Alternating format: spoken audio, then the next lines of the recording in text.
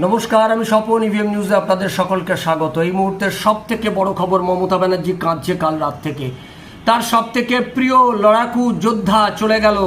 যোদ্ধার নাম রাজ্জাক খাঁ, সভাপতি, ভাঙড়ের তৃণমূল অঞ্চল সভাপতি। গতকাল রাতে একদল লোক তাকে ঘিরে ধরেছিল এবং ঘিরে ধরে তাকে নৃশংসভাবে মেরেছে বলে আর্তচিৎকার করছে তৃণমূল নেত্রী মমতা ব্যানার্জি। বলছে এরপরে ভাঙড়ে মমতা ব্যানার্জি তো এমনি লোক বিধানসভা নির্বাচনে হেরেছে আইএসএফ এর কাছে।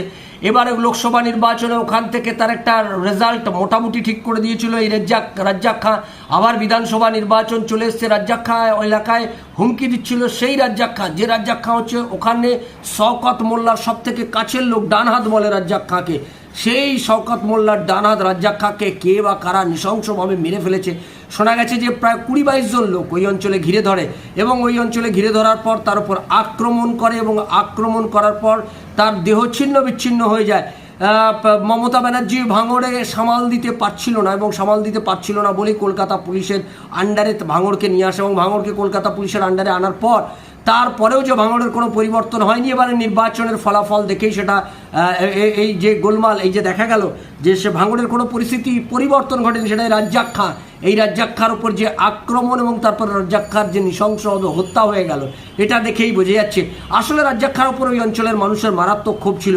গত পঞ্চায়েত নির্বাচনে এই অঞ্চলে সে যা ইচ্ছে তাই করেছে। এখানে মানুষকে ভোট দিতে দেয়নি, দীর্ঘদিন মানুষকে ভোট দিতে দিচ্ছে না। 2021-এর বিধানসভা নির্বাচনের পর থেকে এই অঞ্চলে কার্যত সন্ত্রাসের পরিবেশ তৈরি করে রেখেছিল, ফলে মানুষের মারাত্মক ক্ষোভ ছিল এর ওপর। এই যেভাবে ওই অঞ্চলের মানুষের উপর অত্যাচার করছিল, সেই অত্যাচারের ফলে অনেকেই বলছিল যে এই রাজ্জাক খাঁর সামনে বিপদ আছে, রাজ্জাক খাঁর উপর মানুষের ক্ষোভ তৈরি হচ্ছে, সকলে একজোট হচ্ছে এবং তার ফল কিন্তু একে ভুগতে হবে। সে কোনো কিছুকেই পরোয়া করতো না, কারণ সে মনে করতো সে শাসক দলের নেতা, তার পেছনে শওকত মোল্লার মতো নেতা রয়েছে, পেছনে এত দাপুটে নেতা, এবং তার সঙ্গে পুলিশ তার বিরুদ্ধে কিছু করবে না। ফলে এই দমে সে ওই অঞ্চলের মানুষের উপর অত্যাচার করতো। খুন হয়ে যাওয়ার পর শওকত মোল্লাও কান্নাকাটি করছে, অভিষেক ব্যানার্জিকে ফোন করেছে, এবার আমি ভাঙড়ে ঢুকবো কী করে?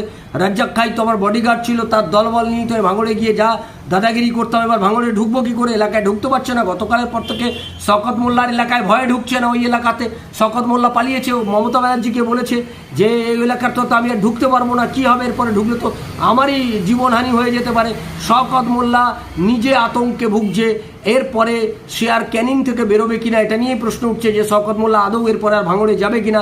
কারণ তার ডান হাত, শওকত মোল্লার ডান হাত রাজ্জাক খাঁকে যেভাবে হত্যা করা হলো, মনে করা হচ্ছে যে এরপরে হয়তো শওকত মোল্লা সেই আতঙ্কে আর ভাঙড়ের দিকে পা মারাবে না। এই যে এক এক করে একটা একটা করে অঞ্চল মমতা ব্যানার্জির হাতছাড়া হচ্ছে।